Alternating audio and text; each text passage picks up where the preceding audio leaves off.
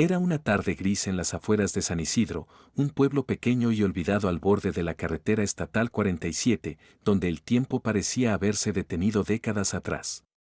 Las casas de adobe se alineaban a lo largo de calles polvorientas, sus techos desgastados por el sol y la lluvia, mientras los postes de luz zumbaban con un murmullo constante, como si fueran lo único que mantenía viva la vida en ese lugar. El aire estaba cargado de un calor seco que hacía que las hojas de los árboles se curvaran, y el ocasional ladrido de un perro callejero rompía el silencio que envolvía el pueblo como una manta pesada.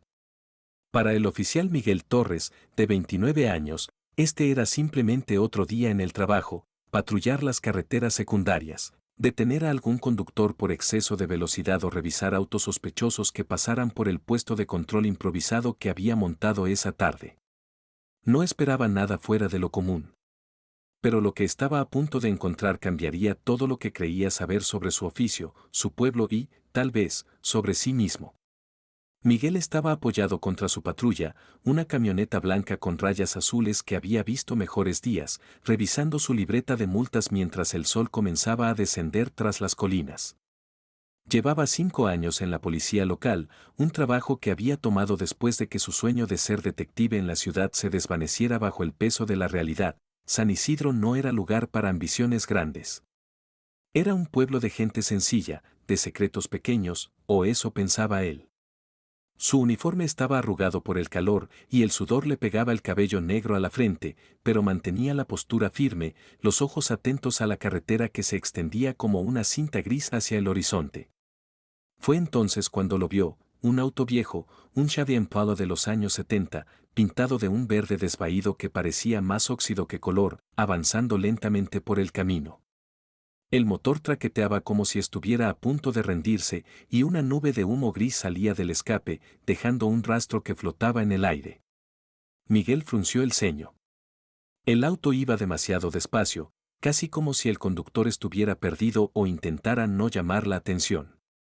Levantó una mano para detenerlo, dando un paso hacia el centro de la carretera mientras encendía su linterna, aunque aún había luz suficiente para ver.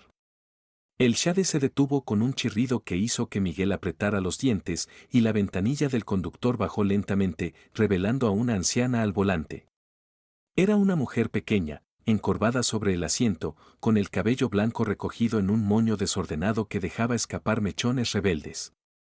Su rostro estaba surcado por arrugas profundas, y sus manos, cubiertas de manchas de edad, temblaban ligeramente mientras sostenían el volante.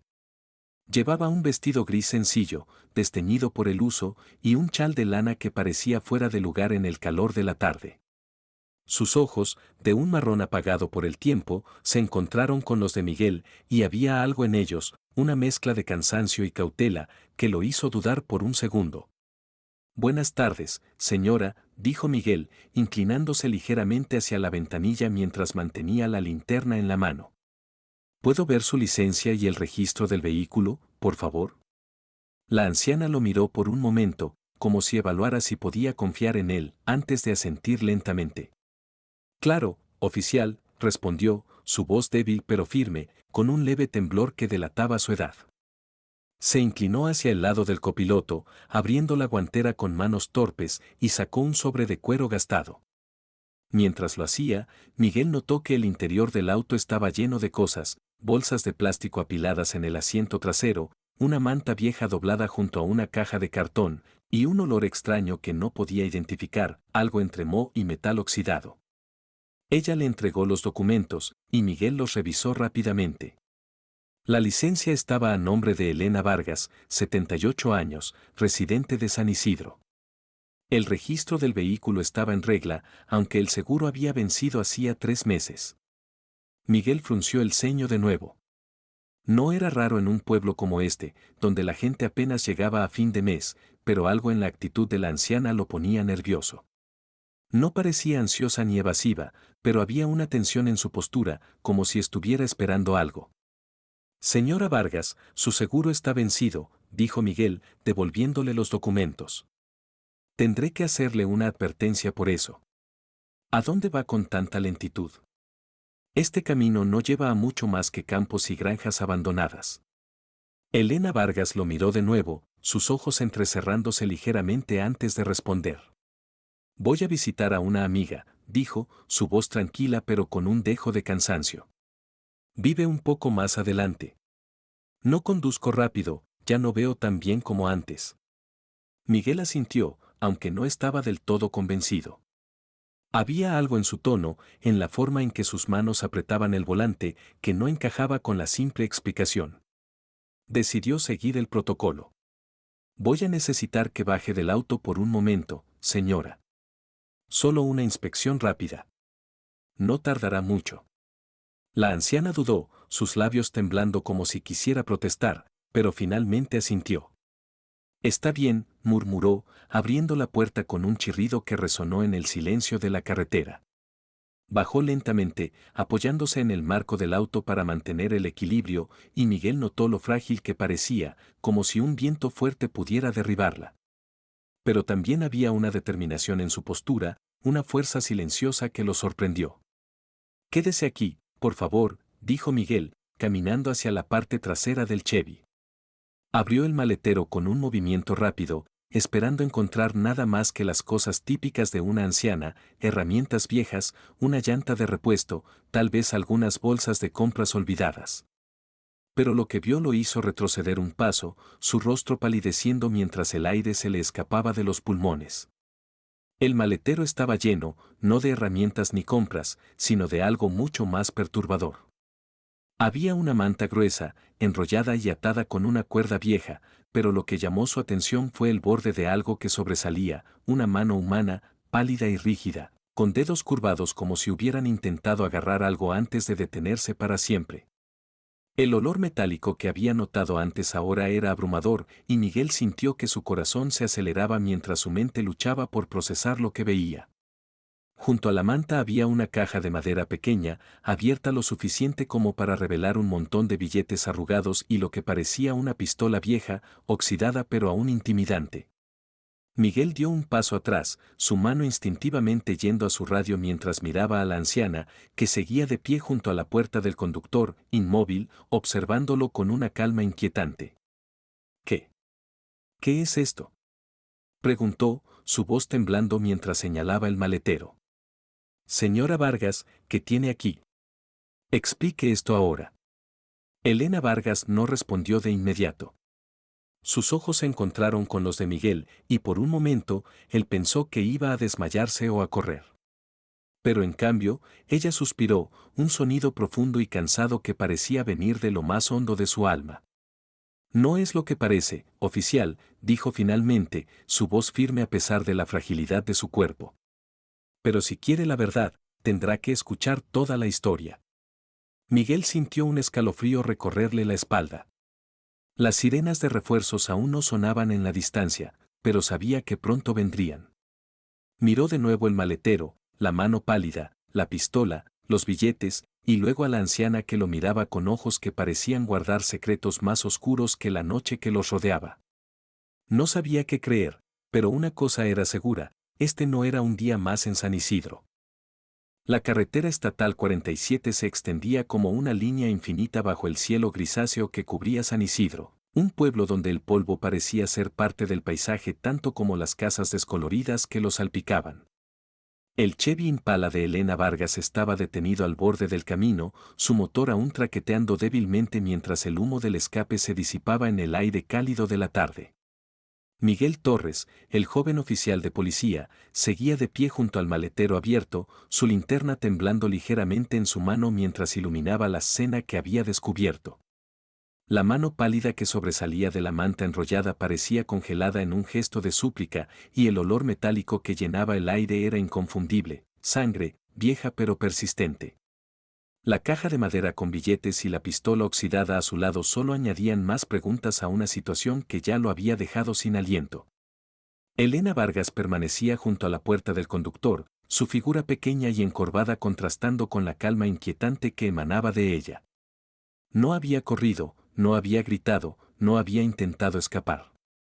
En cambio, lo miraba con esos ojos marrones apagados, como si esperara que él hablara primero.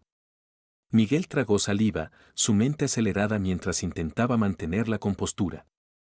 Había visto cosas extrañas en sus 5 años como policía, accidentes, peleas, algún que otro robo, pero esto era diferente. Esto era algo que no podía clasificar, algo que lo hacía cuestionar cada instinto que había desarrollado en el trabajo. Señora Vargas, dijo finalmente, su voz ronca mientras apagaba la linterna y la guardaba en su cinturón, tiene que explicarme esto ahora mismo. ¿Qué es esa mano? ¿De quién es? ¿Y esa pistola? ¿Qué está pasando aquí? Elena respiró hondo, sus hombros temblando ligeramente mientras se apoyaba contra el auto para mantenerse en pie.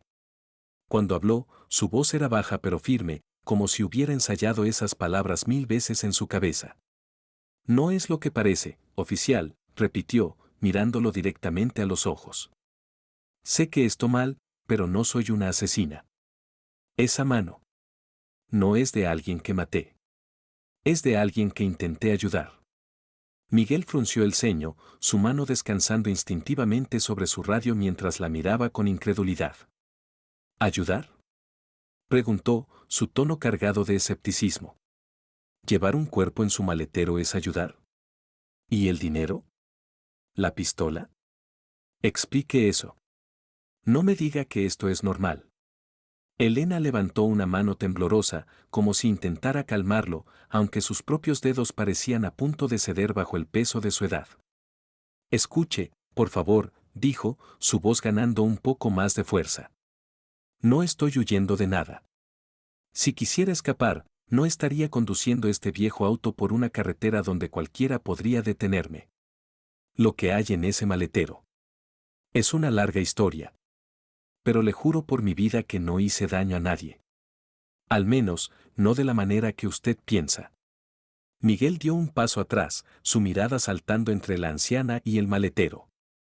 Quería creerle, había algo en su tono, en la forma en que lo miraba, que no encajaba con la imagen de una criminal fría, pero la evidencia frente a él era imposible de ignorar. Sacó su radio del cinturón y la encendió, manteniendo los ojos fijos en ella. Unidad 12 a Central, dijo, su voz firme a pesar del nudo en su garganta. Necesito refuerzos en la carretera 47, kilómetro 32. Posible situación de homicidio. Traigan al forense. La respuesta crepitó a través de la radio casi de inmediato. Recibido, Unidad 12. Refuerzos en camino. ETA 15 minutos. Mantenga la escena asegurada. Miguel bajó la radio, su mirada endureciéndose mientras miraba a Elena. No se mueva de donde está, ordenó. Vamos a esperar a que lleguen mis compañeros, y luego vamos a revisar todo esto con calma. Pero le advierto, señora, si esto es una mentira, lo sabremos pronto. Elena asintió lentamente, sus labios apretándose en una línea fina mientras se apoyaba más contra el auto. No había miedo en su rostro, solo una resignación cansada que desconcertó a Miguel aún más. Él dio un paso hacia el maletero de nuevo, inclinándose para mirar más de cerca sin tocar nada. La manta estaba atada con una cuerda vieja, pero podía ver que la mano era de un hombre, la piel pálida y arrugada, con manchas oscuras que sugerían que había estado allí por un tiempo.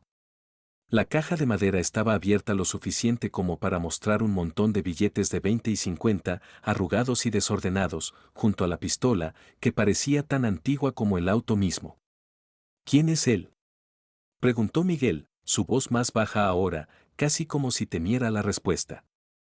La mano. ¿De quién es?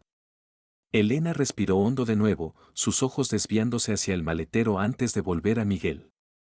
Era mi hermano, dijo finalmente, su voz temblando por primera vez. Se llamaba Tomás. Murió hace 3 días. Lo encontré así, en su casa, y no podía dejarlo allí. Miguel sintió que su estómago se retorcía. ¿Su hermano?, repitió, incrédulo. ¿Y por qué no llamó a la policía? ¿Por qué lo tiene en su maletero como si fuera una carga cualquiera? Eso no tiene sentido. No lo entiende, respondió Elena, su voz ganando un tono de urgencia. No podía llamar a nadie. Tomás. Él estaba metido en algo grande, algo malo. Cuando lo encontré, había sangre por todas partes y esa caja estaba a su lado. Me dijo antes de morir que no confiara en nadie, ni siquiera en la policía. Dijo que si alguien descubría lo que había hecho, vendrían por mí también. Miguel dio un paso atrás, su mente acelerada mientras procesaba sus palabras. ¿Algo malo? ¿Sangre por todas partes? ¿Una advertencia contra la policía? Esto estaba empezando a sonar como algo mucho más grande que un simple caso de un cuerpo sin reportar. Miró a Elena de nuevo, buscando alguna señal de engaño, pero todo lo que vio fue a una anciana agotada, atrapada en una situación que parecía haberla superado. ¿Qué hizo su hermano?, preguntó, su tono más duro ahora. ¿En qué estaba metido? Y no me diga que no sabe nada, porque no voy a creerle. Elena bajó la mirada, sus manos apretándose contra el chal que colgaba de sus hombros.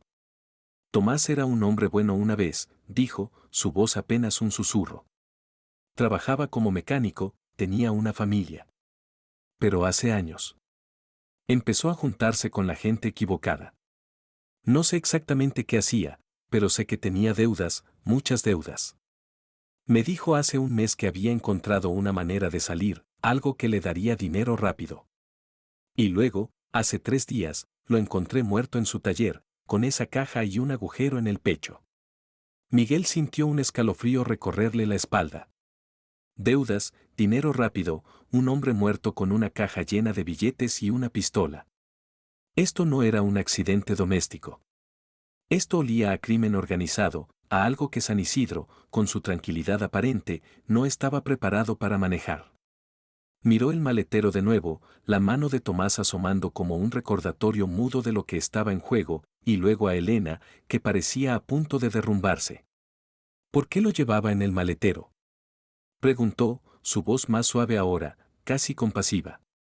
Si está muerta, ¿por qué no lo dejó donde lo encontró? Elena levantó la vista, y por primera vez, Miguel vio lágrimas brillando en sus ojos. Porque no podía dejarlo allí, dijo, su voz rompiéndose. Era mi hermano pequeño. No tenía a nadie más. Quería darle un entierro decente, llevarlo a un lugar donde nadie lo encontrara y enterrarlo yo misma. No quería que lo trataran como basura, como algo que podían desechar. ¿Y esa caja? Pensé que podía usarla para empezar de nuevo, para escapar de lo que sea que lo mató. Miguel se quedó en silencio, su mano apretando la radio mientras la miraba. Quería creerle, había una sinceridad en su dolor que no podía ignorar, pero también sabía que no podía dejar pasar esto. Un cuerpo, dinero sucio, una pistola. Esto era más grande que una anciana desesperada por honrar a su hermano. Las sirenas de los refuerzos comenzaron a sonar a lo lejos, un eco que se acercaba rápidamente, y Miguel supo que el tiempo para respuestas fáciles se estaba acabando. Quédese donde está, dijo, su voz firme mientras se giraba hacia la carretera. Vamos a revisar todo esto cuando lleguen mis compañeros. Pero le prometo una cosa, señora Vargas, voy a escuchar su historia. Toda su historia. Elena asintió, sus hombros encorvándose aún más mientras el sonido de las sirenas llenaba el aire. Miguel miró el maletero una vez más, la mano pálida de Tomás Vargas mirándolo como un testigo silencioso de un pasado que estaba a punto de salir a la luz. El sol se había hundido tras las colinas que rodeaban San Isidro, dejando el cielo teñido de un gris plomizo que parecía presionar contra la tierra.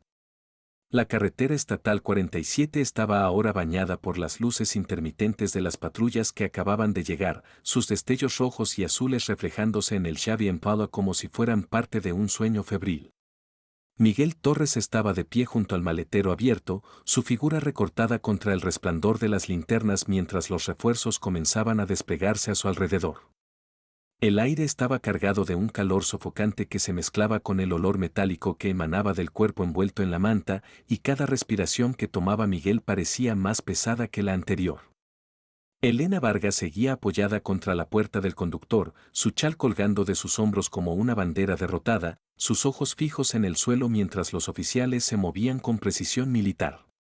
2 patrullas adicionales habían llegado en menos de 15 minutos, trayendo consigo al sargento Ramírez, un hombre de mediana edad con el cabello canoso y una cicatriz que le cruzaba la ceja izquierda, y a la oficial López, una mujer joven con una mirada afilada que parecía ver más allá de lo evidente. El forense, un tipo flaco llamado Guzmán con gafas gruesas y un maletín en la mano, se acercaba al maletero con pasos rápidos, su rostro ya mostrando una mezcla de curiosidad y resignación. Miguel dio un paso atrás, dejando espacio para que los recién llegados tomaran el control, pero su mente no dejaba de girar. Las palabras de Elena, era mi hermano. No podía dejarlo allí, resonaban en su cabeza, pero no podía sacudirse la sensación de que había mucho más que no le estaba diciendo. Torres, ¿qué tenemos aquí? Preguntó Ramírez, su voz grave cortando el murmullo de las radios mientras se acercaba al maletero. Sus ojos se entrecerraron al ver la mano pálida que sobresalía de la manta y luego se posaron en la caja con los billetes y la pistola. ¿Un cuerpo, dinero y un arma? Esto no parece un accidente doméstico. Miguel respiró hondo, limpiándose el sudor de la frente con el dorso de la mano. La señora dice que es su hermano, Tomás Vargas, explicó, señalando a Elena con un gesto. Dice que lo encontró muerto hace 3 días en su taller, con un disparo en el pecho. Según ella, estaba metido en algo turbio, algo relacionado con deudas y gente peligrosa. No llamó a la policía porque él le advirtió que no confiara en nadie, ni siquiera en nosotros. Ramírez frunció el ceño, mirando a Elena por un momento antes de volver su atención al maletero. ¿Y decidió meterlo en su auto y pasearlo por ahí? Preguntó, su tono cargado de incredulidad. ¿Qué planeaba hacer con él? ¿Enterrarlo en un campo y fingir que nada pasó? Es lo que dijo, respondió Miguel, su voz más baja ahora. Quería darle un entierro decente, lejos de quien sea que lo mató. El dinero y la pistola estaban con él cuando lo encontró. Dice que pensó en usarlos para escapar. López se acercó, inclinándose sobre el maletero para mirar más de cerca. Sacó un par de guantes de látex de su cinturón y los deslizó sobre sus manos antes de tocar la manta con cuidado. Esto no huele bien, literal y figurativamente, dijo, su voz firme mientras apartaba un poco la tela. La mano era solo el principio, debajo de la manta había un cuerpo entero, envuelto torpemente, con la ropa empapada en sangre seca que había teñido la tela de un marrón oscuro. El rostro del hombre estaba pálido, sus ojos cerrados y su boca ligeramente abierta, como si hubiera exhalado su último aliento en un grito silencioso. Varón, unos 60 años, diría yo. La herida en el pecho es obvia. Esto no fue un accidente. Guzmán, el forense, se arrodilló junto al maletero, abriendo su maletín con un chasquido. Sacó una linterna pequeña y la dirigió hacia el cuerpo, iluminando los detalles con una precisión clínica. Herida de bala, entrada limpia en el pecho, murmuró, ajustándose las gafas. No hay salida visible, lo que significa que la bala todavía está dentro. Tendré que abrirlo para confirmar, pero parece un calibre pequeño, tal vez una 38, la sangre está seca, lleva muerto al menos 2 o 3 días, como dijo la señora. Miguel miró a Elena, que no se había movido ni había dicho una palabra desde que llegaron los refuerzos. Sus manos temblaban bajo el chal, pero su rostro seguía siendo una máscara de calma, como si ya hubiera aceptado lo que venía. Ramírez se giró hacia ella, cruzando los brazos sobre el pecho mientras la evaluaba con una mirada dura. Señora Vargas, dijo, su voz cortante como el filo de una navaja, ¿sabe quién mató a su hermano? ¿O por qué? Porque esto no es solo un cadáver en su maletero. Esto es un crimen, y usted está en el medio. Elena levantó la vista lentamente, sus ojos encontrándose con los de Ramírez por un momento antes de bajar de nuevo. No sé quién lo mató, dijo, su voz temblando ligeramente. Tomás no me dijo nombres. Solo me dijo que estaba en problemas, que debía dinero a gente que no perdona. Me llamó hace un mes, desesperado, diciendo que había encontrado una manera de salir. Pero nunca me explicó qué era. Cuando lo encontré, ya estaba así.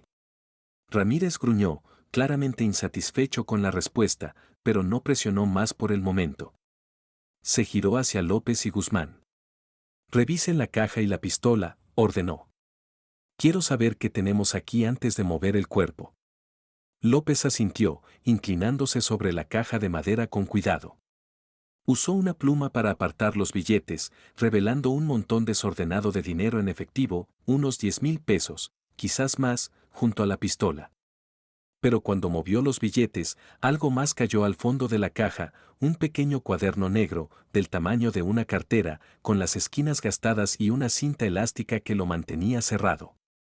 López lo levantó con cuidado, abriendo la tapa para revelar páginas llenas de garabatos en tinta azul. «Mira esto», dijo, su voz tensa mientras pasaba las páginas. Nombres, fechas, cantidades. Parece una especie de registro. Aquí dice: Ramón, 15,000, 12 de mayo. Entregado. Y más abajo, Callejón del Toro, 8 de la noche, 20,000. Esto no es solo dinero sucio. Esto es una pista. Miguel se acercó, mirando por encima del hombro de López mientras ella hojeaba el cuaderno. Los nombres no le sonaban: Ramón, Javier, el Gordo, pero las fechas eran recientes, todas dentro del último mes.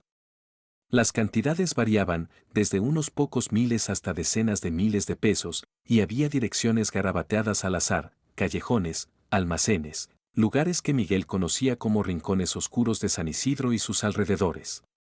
Su pulso se aceleró mientras una teoría comenzaba a formarse en su mente.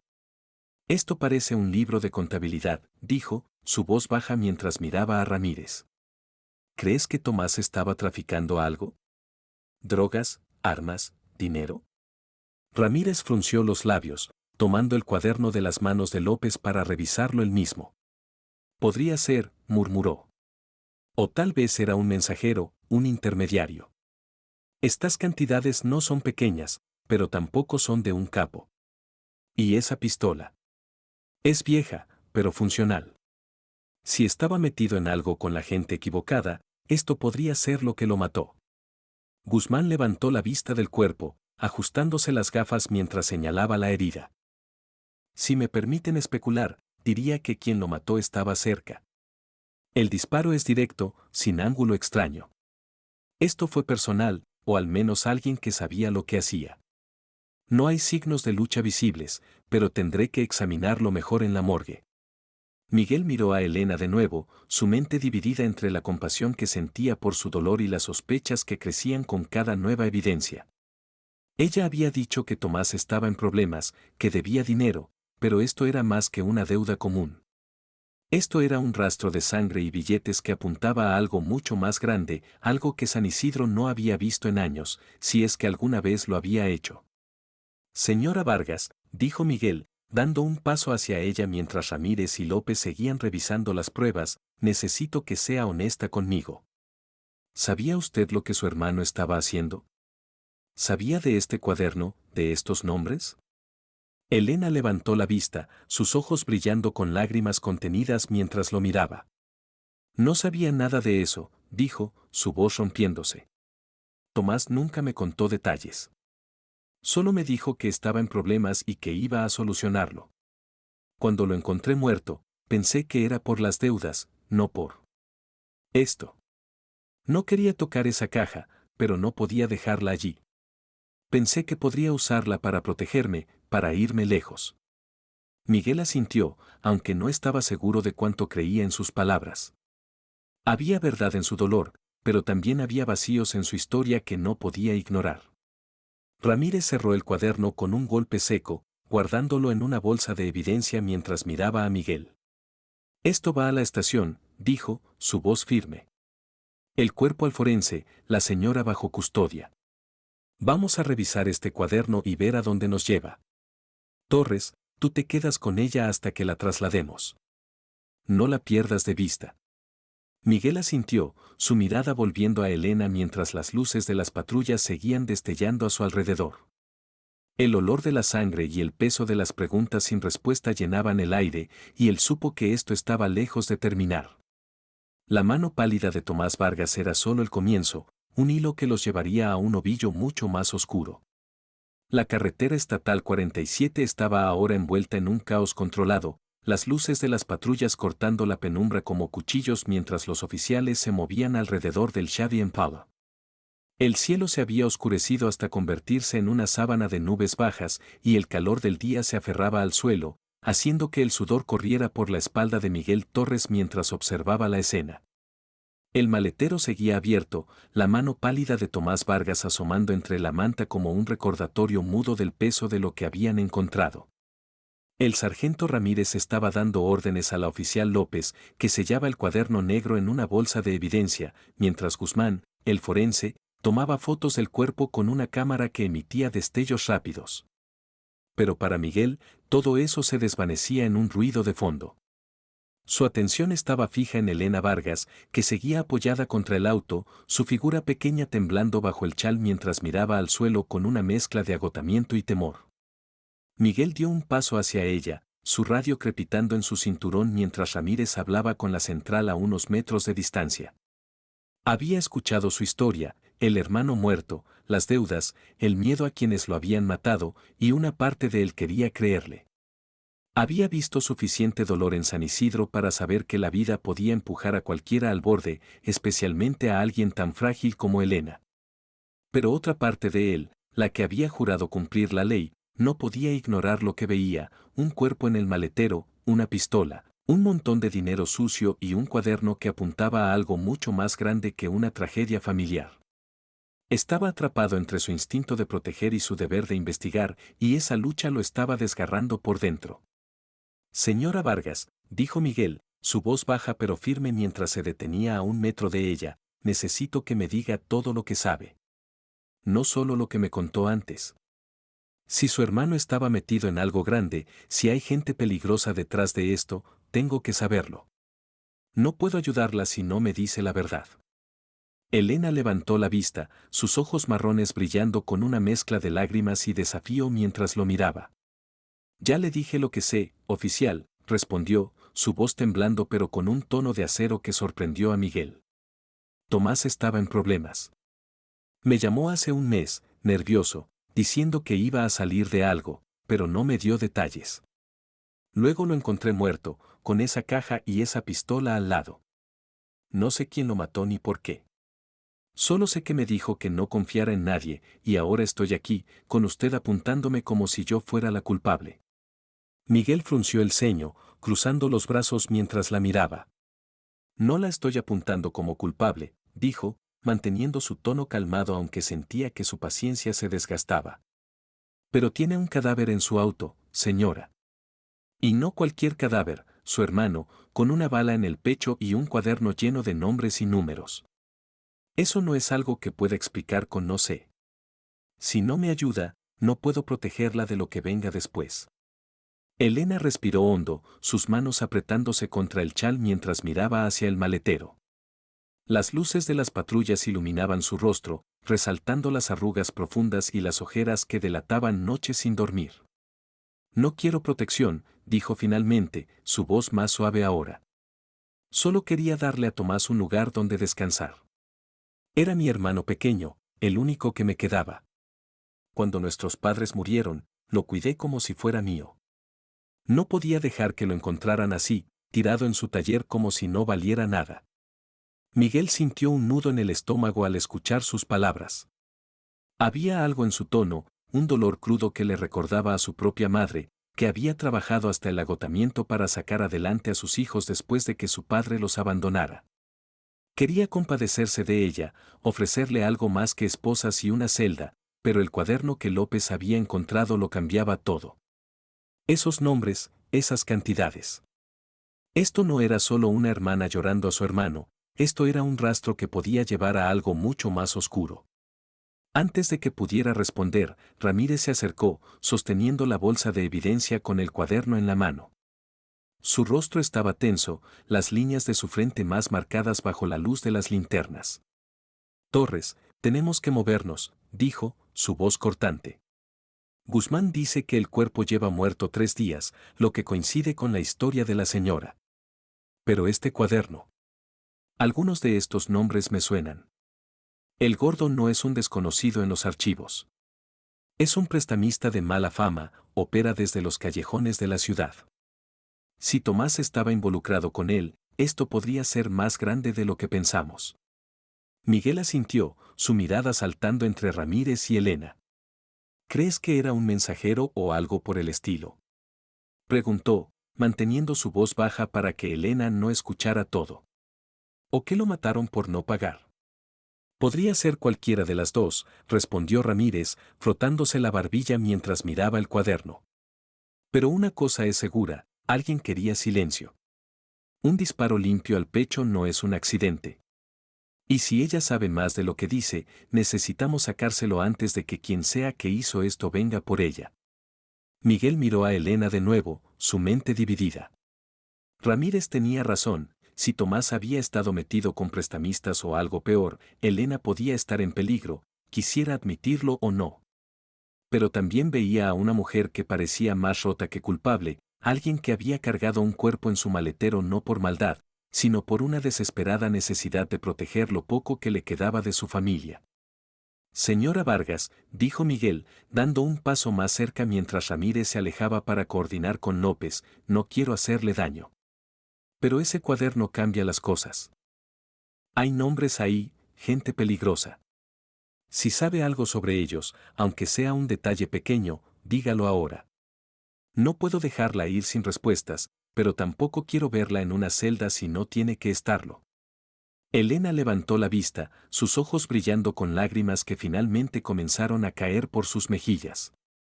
No sé nombres, dijo, su voz rompiéndose mientras se limpiaba el rostro con el chal.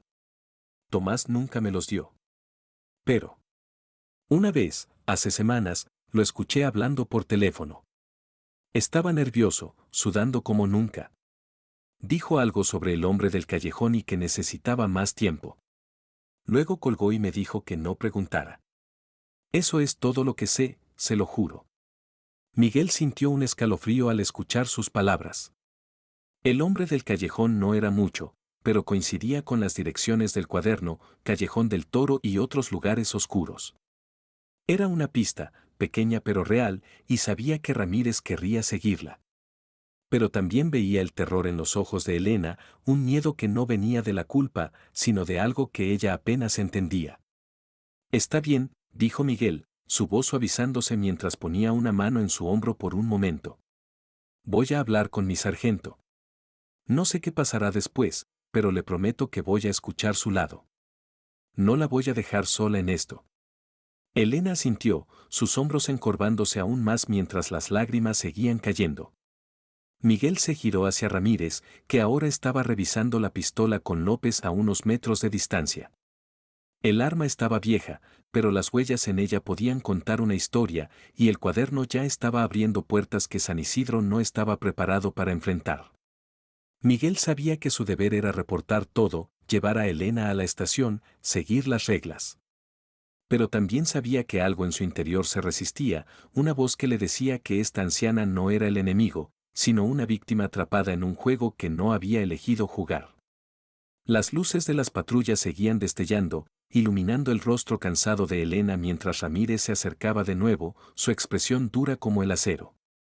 Miguel sintió que el tiempo se le escapaba, y con él, cualquier esperanza de encontrar una solución fácil a este lío sangriento. La carretera estatal 47 parecía un escenario sacado de una pesadilla bajo las luces giratorias de las patrullas que pintaban el asfalto de rojos y azules intensos. El Shady Impala de Elena Vargas estaba rodeado por un cerco de oficiales, sus voces cortando el aire mientras coordinaban el traslado del cuerpo y las evidencias. El cielo estaba cubierto por un manto de nubes espesas que bloqueaban las estrellas, y el calor de la tarde había dado paso a una brisa fresca que levantaba remolinos de polvo a lo largo del camino. Miguel Torres estaba junto a Elena, su mano todavía en su radio mientras observaba cómo el sargento Ramírez y la oficial López revisaban la pistola y el cuaderno negro, sus rostros tensos bajo el resplandor de las linternas. El forense Guzmán seguía arrodillado junto al maletero, tomando notas rápidas mientras el cuerpo de Tomás Vargas yacía expuesto, la manta apartada para revelar la herida mortal en su pecho. Miguel sentía que su corazón latía con fuerza, cada golpe resonando en su pecho como un tambor que no podía silenciar. Las palabras de Elena, el hombre del callejón, no confiara en nadie, giraban en su mente, mezclándose con las imágenes del cuaderno, nombres, fechas, cantidades que apuntaban a un mundo oscuro que San Isidro había escondido bajo su fachada tranquila. Quería darle el beneficio de la duda, Creer que ella era solo una hermana desesperada por proteger a su hermano, pero la evidencia era implacable. Un cadáver, una pistola, dinero sucio. Todo eso lo obligaba a enfrentarse a una verdad que no quería aceptar. Elena sabía más de lo que decía, o al menos lo sospechaba, y su silencio podía ser tan peligroso como lo que había en ese maletero. Ramírez se acercó al cuerpo, inclinándose para mirar la herida mientras Guzmán señalaba algo con un lápiz. La bala está alojada cerca del corazón, dijo el forense, su voz clínica cortando el murmullo de las radios. Un disparo limpio, probablemente a corta distancia. Quien lo hizo sabía dónde apuntar. No hay marcas de defensa en las manos, así que no peleó. O no tuvo tiempo. Ramírez gruñó, enderezándose mientras miraba a Miguel. Esto no fue un ajuste de cuentas al azar, dijo, su tono duro como el acero.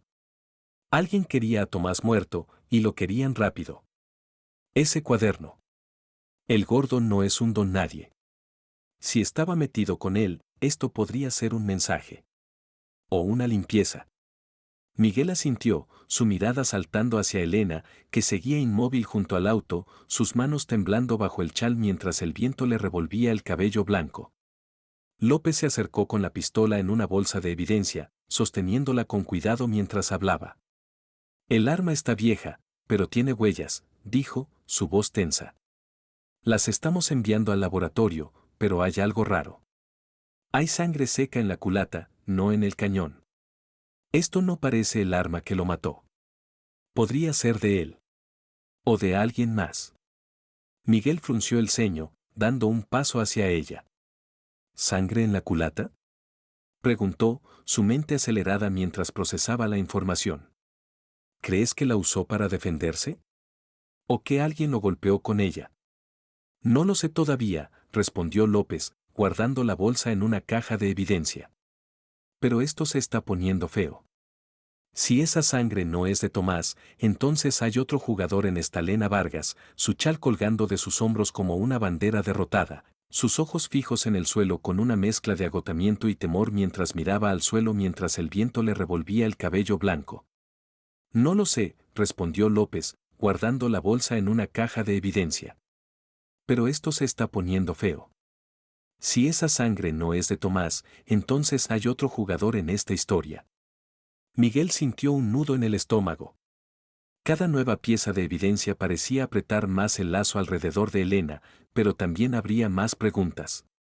Miró a Ramírez, que ahora estaba hablando por radio con la central, pidiendo una búsqueda en los archivos sobre el gordo y cualquier conexión con Tomás Vargas. Luego se giró hacia Elena, su voz más suave pero firme mientras se acercaba a ella. Señora Vargas, dijo, deteniéndose a 1 metro de distancia, necesitamos que venga con nosotros a la estación. Esto ya no es solo sobre su hermano. Ese cuaderno, la pistola. Hay algo más grande aquí, y usted está en el medio. Si sabe algo más, ahora es el momento de hablar. Elena levantó la vista, sus ojos llenos de lágrimas que corrían por sus mejillas arrugadas mientras lo miraba. Ya le dije todo lo que sé, susurró, su voz rompiéndose mientras se limpiaba el rostro con el chal. Tomás estaba asustado. Me dijo que no confiara en nadie, que si algo le pasaba, me fuera lejos. Cuando lo encontré muerto, no sabía qué hacer. Solo quería protegerlo, darle un descanso. Pero no sé quién lo mató ni por qué. Se lo juro por mi vida. Miguel la miró, buscando alguna señal de engaño, pero todo lo que vio fue a una mujer rota, atrapada en algo que no entendía del todo. Ramírez se acercó de nuevo, interrumpiendo el momento mientras sostenía el cuaderno en la bolsa de evidencia. Torres, tenemos una coincidencia, dijo, su voz tensa. El gordo es Gonzalo Rivera, conocido por préstamos ilegales y extorsión. Tiene un historial largo, pero nada reciente. Y una de las direcciones del cuaderno. Es un almacén a las afueras de San Isidro. Vamos a mandar una unidad a revisarlo ahora mismo. Miguel asintió, su mente acelerada mientras miraba a Elena. ¿Escuchó eso? Preguntó, su tono más duro ahora. Gonzalo Rivera. ¿Le suena ese nombre? ¿Tomás alguna vez lo mencionó? Elena negó con la cabeza, sus manos temblando mientras se aferraba al chal. No, dijo, su voz apenas audible. Nunca dijo nombres. Solo dijo que debía dinero a gente que no perdona. Eso es todo. Ramírez gruñó, guardando el cuaderno en su cinturón mientras miraba a Miguel. Llévala a la estación, ordenó. Vamos a revisar ese almacén. Si hay algo ahí, lo sabremos pronto. Y si ella sabe más de lo que dice, lo sacaremos en el interrogatorio. Miguel asintió, pero antes de que pudiera moverse, López regresó corriendo desde la patrulla, su rostro pálido mientras sostenía una tablet en la mano. Sargento, tienes que ver esto, dijo, su voz temblando mientras le entregaba el dispositivo. Acabamos de recibir un reporte del laboratorio. Las huellas en la pistola no son de Tomás.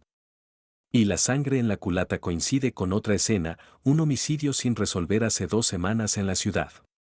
Un tipo apuñalado en un callejón. La sangre es de él. Miguel sintió que el aire se le escapaba de los pulmones. Miró a Elena, cuya expresión había pasado de tristeza a puro terror mientras escuchaba las palabras de López. Ramírez maldijo en voz baja, golpeando el capó del Chevy con el puño mientras procesaba la noticia. Esto no es solo un asesinato, dijo, su voz resonando en la carretera desierta. Esto es una maldita red. Tomás estaba metido hasta el cuello, y esa pistola conecta su muerte con algo más grande. Señora Vargas, si sabe algo, dígalo ahora o va a hundirse con esto. Elena sollozó, cubriéndose el rostro con las manos mientras caía de rodillas junto al auto. No sé nada más.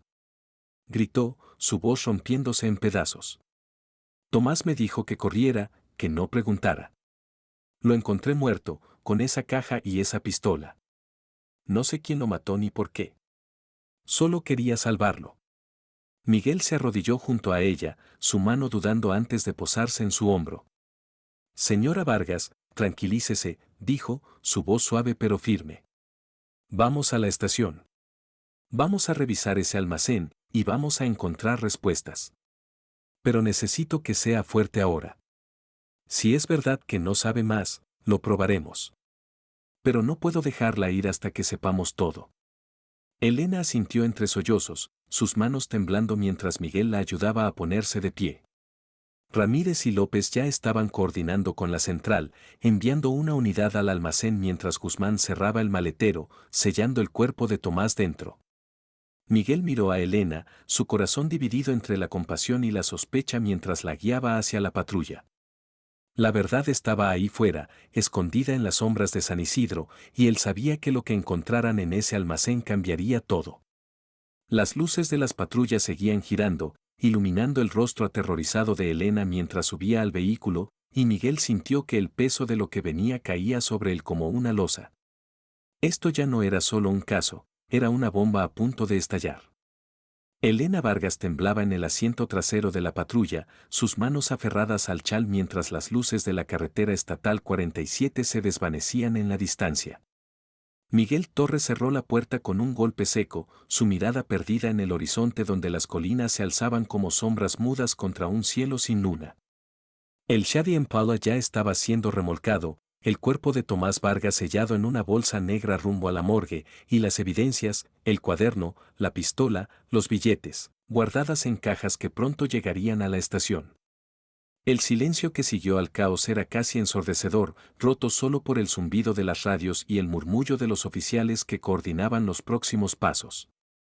Pero para Miguel, ese silencio era un peso que se asentaba en su pecho, una mezcla de frustración, compasión y una certeza creciente de que esto no había terminado. Ramírez se acercó, limpiándose el sudor de la frente con un pañuelo mientras miraba a Miguel con una expresión que mezclaba cansancio y determinación. La unidad está en el almacén ahora, dijo, su voz grave resonando en el aire fresco de la noche. Encontraron algo. Bolsas de polvo blanco, armas, y un par de tipos que no quisieron hablar. Esto es grande, Torres. Más grande de lo que pensábamos. El gordo no estaba solo, y Tomás Vargas era solo una pieza en el tablero. Miguel asintió, su mente acelerada mientras procesaba las palabras del sargento. Drogas, armas, una red criminal operando a las afueras de San Isidro, un pueblo que siempre había sido tranquilo, o al menos eso creía él. Miró a Elena a través de la ventanilla de la patrulla, su figura pequeña encorvada como si el peso de la verdad la hubiera aplastado. Ella había dicho que no sabía nada, que solo quería proteger a su hermano, pero ahora, con cada nueva revelación, Miguel se preguntaba cuánto de eso era cierto y cuánto era miedo disfrazado de ignorancia. ¿Crees que ella sabía? Preguntó Miguel, su voz baja mientras Ramírez se giraba hacia la patrulla. ¿Qué estaba metida en esto más de lo que dice? Ramírez gruñó, guardando el pañuelo en su bolsillo mientras miraba a Elena. No lo sé, admitió. Parece una vieja asustada, pero también llevó un cadáver en su maletero durante días. Eso no lo hace alguien que no tiene nada que esconder. Vamos a interrogarla en la estación, y si el laboratorio encuentra algo más en esa pistola o en el cuaderno, lo sabremos. Pero una cosa es segura, ella no va a salir de esta fácil. Miguel sintió un nudo en el estómago mientras miraba a Elena. Quería creerle, quería ver en ella a una hermana desesperada por honrar a su hermano, pero las pruebas eran como un muro que no podía derribar. López se acercó desde la otra patrulla, sosteniendo una carpeta recién impresa que acababa de recibir de la central. Sargento, tenemos más, dijo, su voz tensa mientras le entregaba los papeles. Las huellas en la pistola no solo coinciden con el homicidio del callejón. Una de ellas pertenece a un tipo llamado Javier el Cuervo Sánchez, un sicario conocido por trabajar con prestamistas como el Gordo. Y hay un testigo del almacén que dice que Tomás estaba ahí hace una semana, discutiendo con alguien sobre dinero.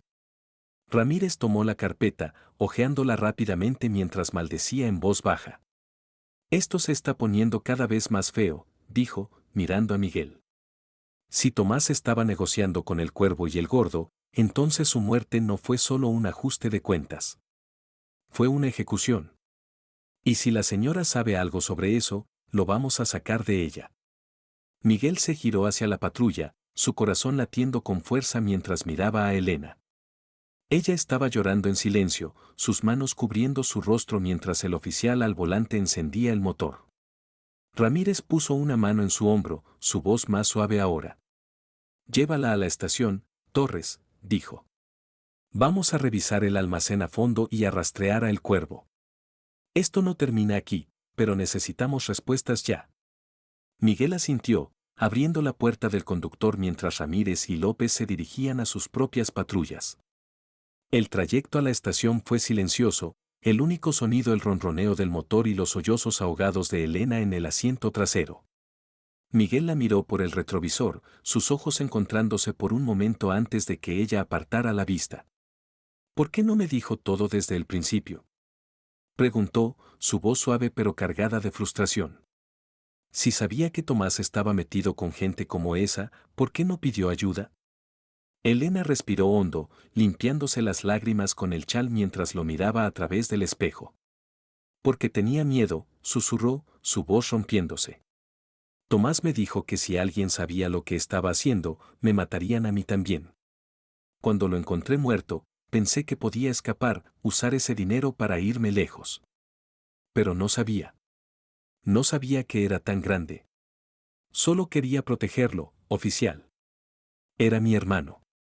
Miguel apretó el volante, sus nudillos blanqueándose mientras procesaba sus palabras.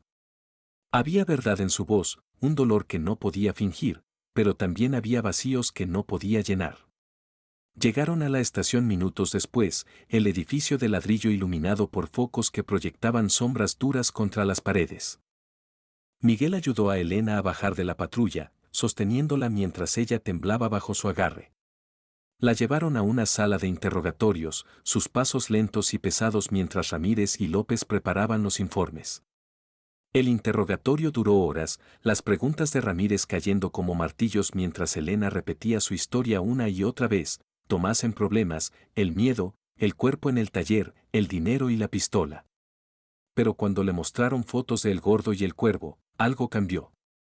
Sus ojos se abrieron de par en par y un sollozo escapó de su garganta mientras asentía lentamente.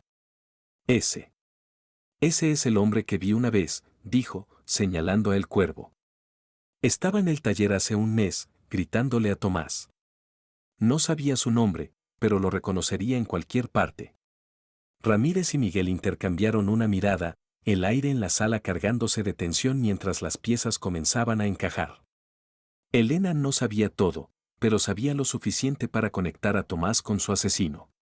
Horas después, la dejaron en una celda, su destino pendiente de la investigación mientras la policía rastreaba a El Cuervo y desmantelaba el almacén. Encontraron más drogas, más armas y un escondite de dinero que triplicaba lo que había en el maletero de Elena. El gordo fue arrestado esa misma noche, pero El Cuervo seguía prófugo, un fantasma que prometía más sangre. Miguel salió de la estación al amanecer, el cielo tiñéndose de un rosa pálido mientras el cansancio se asentaba en sus huesos. Se sentó en su patrulla, mirando el horizonte mientras pensaba en Elena. No era una criminal, no del todo. Era una mujer atrapada en el desastre de su hermano, una víctima de un mundo que no había elegido. Pero también había ocultado la verdad, y eso la había llevado a una celda. Tomás había pagado el precio más alto, su vida cegada por las deudas y la codicia, pero Elena cargaría con las consecuencias de su silencio. Mientras conducía a casa, Miguel pensó en lo frágil que era la línea entre el bien y el mal, entre proteger a alguien y hundirse con ellos. Elena había querido salvar a su hermano, darle un descanso digno, pero en su lugar había destapado una red de crimen que cambiaría San Isidro para siempre. Y él, como policía, había jurado buscar justicia, pero no podía evitar sentir que esa justicia había dejado un sabor amargo en su boca. ¿Qué habrías hecho en el lugar de Elena? ¿Habrías corrido por tu familia, o habrías enfrentado la verdad desde el principio? Esta historia nos muestra que a veces el amor y el miedo pueden llevarnos por caminos oscuros, y que la justicia no siempre trae paz. Deja tus pensamientos en los comentarios y dinos qué te pareció este relato. Si te conmovió este viaje lleno de giros y emociones, suscríbete para más historias que te harán reflexionar sobre lo que significa ser humano. Nos vemos en la próxima.